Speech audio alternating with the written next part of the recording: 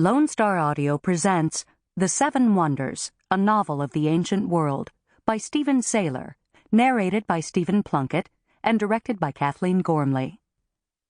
The author begins this book with a quote from the life of Apollonius of Tyana, by Philostratus. With a favorable wind, Apollonius and his disciple Damis arrived in Rhodes. As they approached the Colossus, Damis exclaimed, "Teacher, could anything be greater than that?" To which Apollonius replied, "Yes, a man who loves wisdom in a sound and innocent spirit." And now, the Seven Wonders.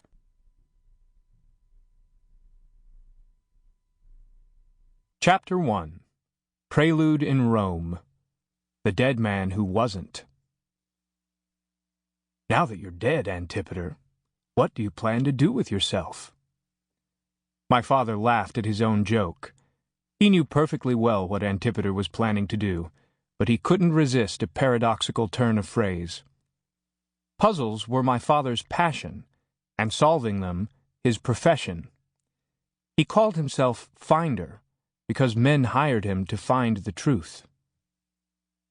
Not surprisingly, old Antipater answered with a poem made up on the spot. For yes, the Antipater of whom I speak was the Antipater of Sidon, one of the most celebrated poets in the world, famed not only for the elegance of his verses, but for the almost magical way he could produce them impromptu, as if drawn from the ether. His poem was in Greek, of course. I died on my birthday, so I must leave Rome. Now your son has his birthday. Is it time to leave home? Antipater's question, like my father's, was merely rhetorical. For days the old poet and I had been making preparations to leave Rome together on this day. He gave me a smile. It does seem unfair, my boy, that your birthday should be overshadowed by my funeral. I resisted the urge to correct him. Despite his lingering habit of addressing me as a boy, I was in fact a man, and had been so for exactly a year, since I put on my manly toga when I turned 17. What better way to celebrate my birthday, teacher, than to set out on a journey such as most people can only dream of? Well put. Antipater squeezed my shoulder. It's not every young man who can look forward to seeing with his own eyes the greatest monuments ever built by mankind, and in the company of mankind's greatest poet. Antipater had never been modest. Now that he was dead, I suppose he had no reason to be. And it's not every man who has the privilege of gazing upon his own funeral stele, my father said, indicating with a wave of his hand the object of which he spoke.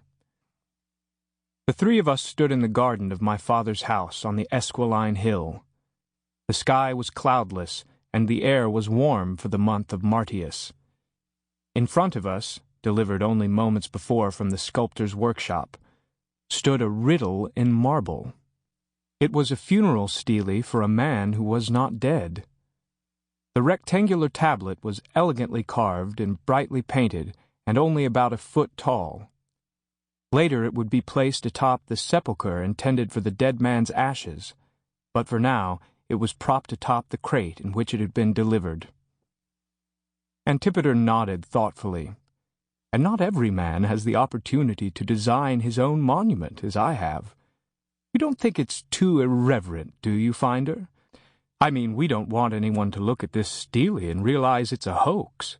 If anyone should surmise that I've faked my own death. Stop worrying, old friend.